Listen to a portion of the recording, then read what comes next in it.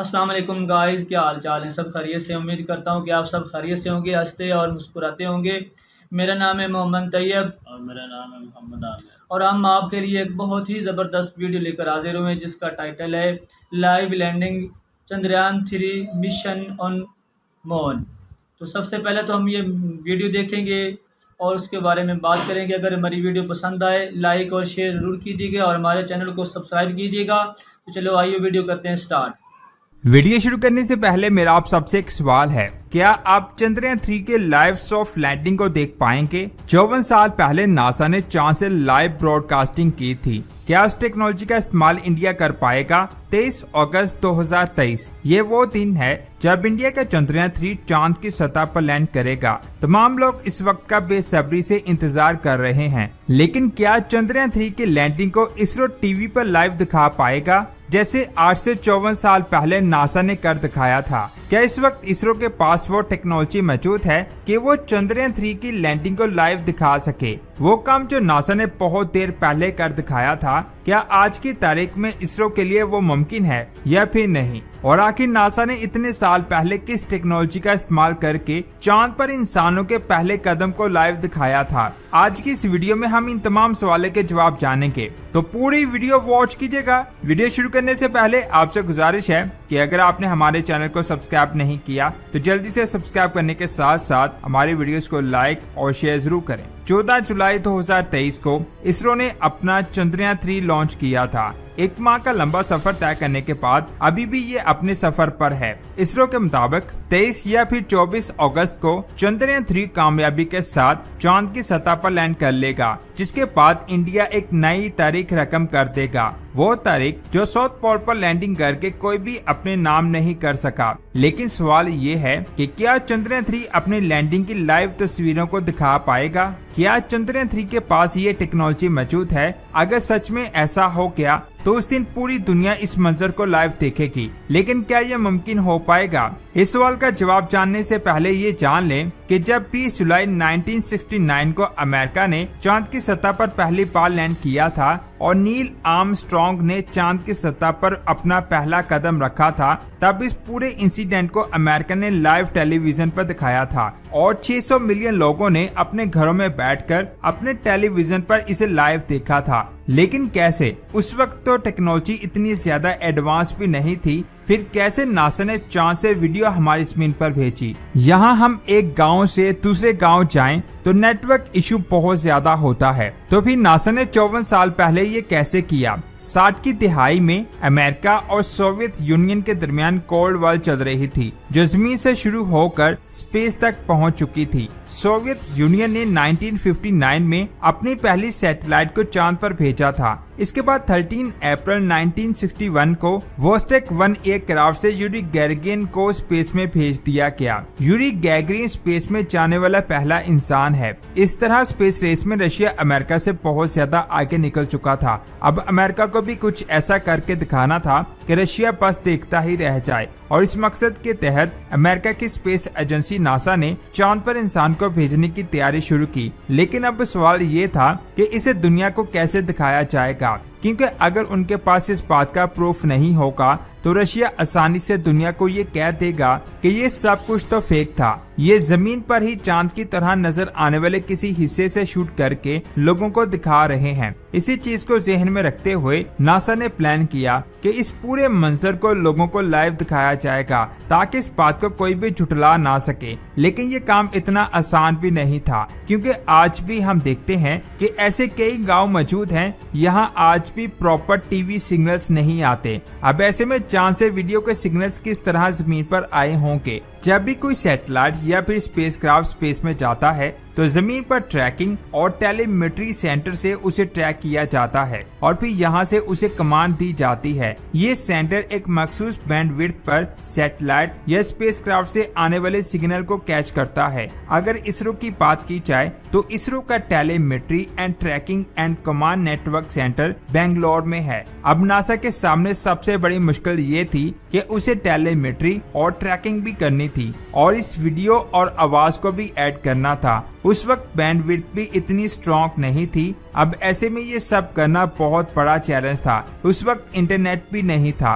अब ऐसे में नासा ने उस वक्त के फेमस स्टार्टअप वेस्टिंग हाउस से राब्ता किया। नासा ने इस कंपनी को एक ऐसा कैमरा डिजाइन करने का ऑर्डर दिया जो 7 वाट की पावर पर काम कर सके, क्योंकि चांद पर स्पेसक्राफ्ट में बहुत कम बिजली होती है और इसमें ऐसा भी होना चाहिए था कि वो कम रोशनी में भी अच्छी तस्वीर को कैप्चर कर सके और इसके साथ कम बिट रेट में भी काम कर सके। अगर आपने पुराने जमाने के ब्लैक एंड व्हाइट टीवी देखे होंगे तो उसमें आपने लाइंस आती देखी होंगी। असल में उन टेलीविजन में स्कैन लाइंस हुआ करती थी। जैसे ही तस्वीर क्रिएट होती थी ये लाइंस बहुत ज्यादा बढ़ जाती थी, जिसकी वजह से तस्वीर बनती हुई दिखाई देती थी। और उस वक्त का कैमरा 525 स्कैन लाइंस यानी कि 30 फ्रेम पर सेकंड के हिसाब से काम करता था और चांद से लाइव ब्रॉडकास्टिंग के लिए ऐसा कैमरा डिजाइन किया गया जिसमें स्कैन लाइंस 325 पर सेकंड कर दी गई और फ्रेम रेट को 10 फ्रेम पर सेकंड तक कम कर दिया गया। फ्रेम पर सेकंड का मतलब है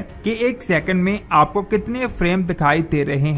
इसके साथ ही उन्होंने बैंडविड्थ को भी बहुत नैरो कर दिया और इसके लिए एक न्यू बैंडविड्थ टेक्नोलॉजी को बनाया गया जिसे यूनिफाइड एस बैंड नाम दिया गया। इसकी सबसे खास बात ये थी कि इसमें टेलीमेट्री के लिए भी सिग्नल मौजूद थे और कमांड सेंटर के लिए भी मौजूद थे और इसके साथ ही वॉइस और वीडियो को भी इसमें शामिल किया गया। इसके साथ ही कैमरा इस तरह डिजाइन किया गया कि वो चांद के एटमॉस्फेयर में भी अच्छी तरह से काम कर सके। असल में चांद पर बहुत ज्यादा रेडिएशंस होती हैं क्योंकि वहाँ कोई भी एटमॉस्फेयर मौजूद नहीं है। इसके अलावा चांद पर दिन के वक्त टेम्परेचर 127 डिग्री से ऊपर चला जाता है और रात के वक्त इसका टेम्परेचर -157 डिग्री हो जाता है। चांद के बदलते हुए टेम्परेचर के हिसाब से कैमरे को सही तरीके से डिजाइन किया गया ताकि वो इन हालात में भी अच्छे से काम कर सके। इसके बाद इस कैमरे को लूनर मॉड्यूल यानी कि उस मॉड्यूल में जिसमें बैठकर साइंसदान को चांद पर लैंड करवाना था उसमें फिक्स कर दिया गया। कैमरे से सिग्नल को कैच करने के लिए लूनर मॉड्यूल में ही एंटीना लगाया गया था। ये एंटीना कैमरे से मिलने वाले यूनिफाइड एस बैंड के सिग्नल को ऑस्ट्रेलिया में मौजूद नासा के एक सेंटर में भेजा गया था। इसके बाद नासा उन सिग्नल्स में से तस्वीरों को अलग करता और उन्हें वापस ब्रॉडकास्ट कम्युनिकेशन सैटेलाइट तक भेजता था।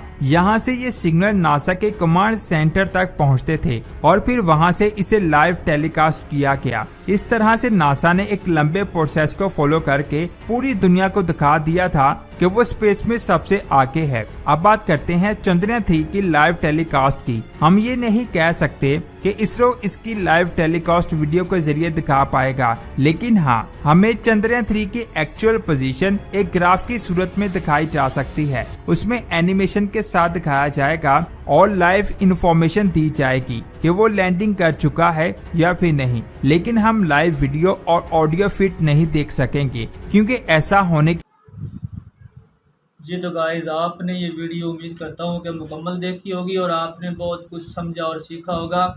तो इस वीडियो में चंद्रयान 3 के बारे में काफ़ी ज़्यादा मालूमात फराहम कर रहे थे। वैसे तो पूरी दुनिया में रशिया ने, चाइना ने और नासा ने बहुत बार कोशिश की है और काफ़ी दफ़ा ट्राई की है कि चाँद के उस ऑर्बिट में लैंडिंग की जाए जो कि चाँद की दूसरी तरफ है जहाँ बिल्कुल अंधेरा है, लेकिन कोई भी वहाँ पर लैंडिंग करने में कामयाब नहीं हुआ। लेकिन इंडिया ने वो कर दिखाया है भाई जो बिल्कुल नामुमकिन है, नामुमकिन को बल्कि इंडिया ने मुमकिन कर दिखाया है। अब इंडिया जो है ना वो चाँद के उस ऑर्बिट में लैंडिंग करने जा रहा है जहाँ बिल्कुल अंधेरा है, चाँद की उल्टी परत है, जहाँ पर आज तक किसी ने कदम नहीं रखा, जहाँ पर आज तक किसी ने कोई लैंडिंग नहीं की, ना कोई पहुँच सका है। तो जब से ये मिशन जो कामयाबी के बिल्कुल करीब पहुँचा है या लैंडिंग के बिल्कुल करीब पहुँच चुका है, तो काफ़ी ज़्यादा जो नासा है ना वो इसमें दिलचस्पी ले रहा है। वो कोशिश कर रहा है कि हमें भी इस मिशन में इनवाइट किया जाए, या जो वहाँ की पिक्चरें जो फराहम कर रहा है चंद्रयान 3 वो कोशिश कर रहे हैं कि हमें भी उसमें साझी बनाया जाए। तो काफ़ी 1959 में नासा ने वहाँ पे कदम रखा था, तो सबसे पहला मिशन था। तो लेकिन इंडिया ने काफ़ी ज़्यादा भरपूर मेहनत की है, कोशिश की है। उनके काफ़ी ज़्यादा मेरा ख्याल में पहला उन्होंने चंद्रयान 3 पर लॉन्च किया था मिशन, लेकिन वो किसी वजह से नाकाम हुआ। लेकिन उन्होंने हिम्मत नहीं हारी। भाई यही होती है ना कि जब इंसान कोशिश करे तो कभी ना कभी तो उसको कामयाबी ज़रूर मिल जाती है। वो कहते हैं ना कि एक कहावत भी है, मिसाल भी है कि हिम्मत मर्दा मर्द खुदा। जब इंसान किसी चीज़ की ठान लेता है तो वो कभी ना कभी वहाँ तक ज़रूर पहुँच जाता है या उसमें ज़रूर कामयाब हो जाता है। तो यही बात है ना कि इंडिया ने भरपूर कोशिश की है, इंडिया ने काफ़ी ज़्यादा मेहनत की है, लगन से काम किया है। इंडियन वैज्ञानिकों ने हिम्मत नहीं आ रही, उन्होंने ये नहीं कहा कि यार हमारा जो पहला मिशन है वो नाकाम हो गया है, तो हम इस प्रोजेक्ट को या इस मिशन को छोड़ दें, हमें तो काफ़ी ज़्यादा नुकसान हो चुका है। फिर उन्होंने दूसरा मिशन लॉन्च किया, उसमें भी काफ़ी ज़्यादा उनको नुकसान तो हुआ है, होता है नुकसान कभी कभी, जब इंसान जो नुकसान तो होता है, पैसे भी खर्च होते हैं। ये नहीं कि आम सा मिशन होता है कि थोड़े से पैसे लगा दिए और मिशन जो है ना वो भेज दिए, नहीं भाई, इस पर बहुत ज़्यादा खर्चा होता है, बहुत ज़्यादा इस पर पैसे लगते हैं, अरबों मिलियन डॉलर लगते हैं। नासा तो काफ़ी ज़्यादा पैसे लगाकर ऐसे मिशन लॉन्च करता है, लेकिन जो इंडिया ने कर दिखाया है ना वो बहुत ज़्यादा कम पैसों में ये मिशन लॉन्च किया है।